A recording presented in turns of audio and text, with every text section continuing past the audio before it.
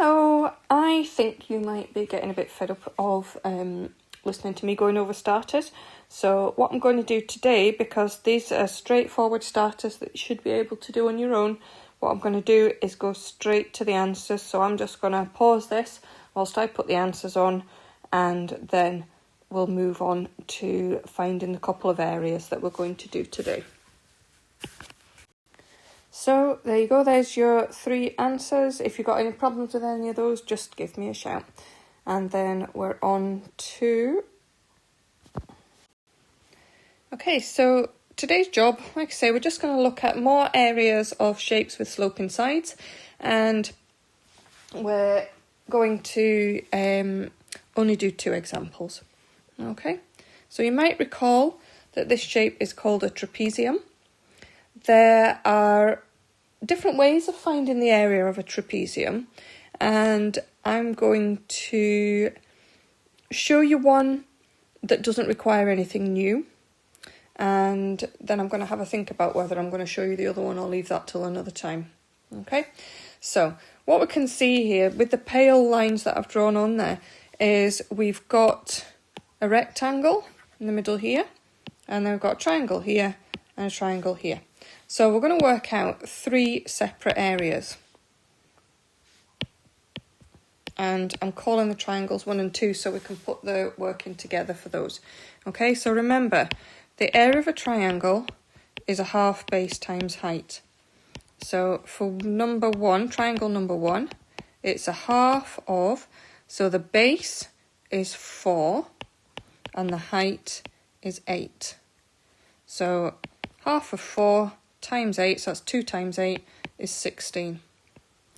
Triangle number 2, it's going to be a half of the base, which is 5, times the height, which is also 8. And this time we're going to do 5 times 8 is 40, and find half of that, so that's 20. And then for area 3, we've got a rectangle. So the area would be length times breadth, and the length of the rectangle is 12 centimetres. And the breadth of the rectangle is this 8 that we've already used twice. So 12 eighths are 96. So the total area is equal to 16 add 20 add 96, 6 and 6 is 12, 1 and 2 and 9 is 12, add 1 makes 13. So the total area is 132 square centimetres. Okay, now I'm just wondering whether I will show you the other method or not. And to be honest, I'm not going to. I think we're okay with this just now. I don't want to introduce anything else new. We've taken in quite a lot of new things recently. And then we've got this one.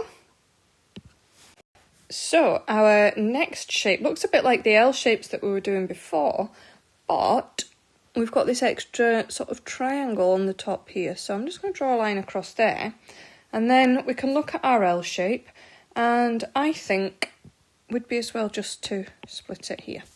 Okay, so again, like the last one, we've got 3 areas. Let's call them those 3. So the first 2, 1 and 2, they're rectangles, so we need to use A equals L times B for those. So area 1, the area is length times breadth, so the length of rectangle 1 is 11 centimetres, and the breadth of rectangle 1 is 4 centimetres, so that's 44. Rectangle number 2, oh, hang on a minute, we don't seem to have any length or breadth for this one, so we're going to have to work those out, aren't we? So looking at the length of rectangle 2, that's this line here. So we can see that 5 and this line here are going to make 11, so that must be 6. So we can put our 6 in here. And then the breadth of rectangle 2 is this amount here. And we can see that this is 4. That whole lot down there is 9. So that must make that 5. 6 5s are 30. And then for area of number 3, we're using a half base times height. So the base of our triangle is this bit across here, and we've just worked out that that's 6 centimetres. And the height now, what would that be? So we found out a minute ago that this was 5. Altogether, we're told that that's 9. So this bit here must be 4. So a half of 6 is 3 times 4 is 12. So the total area is equal to 44, add 30, add 12. So 4 and 2 is 6, 4, 3 and 1 is 8. So it's 86 square centimetres. So we're going to leave it at that for today. You can do the practice questions. Let me know how you get on. If you're stuck, give me a shout. Okay, I'll see you later.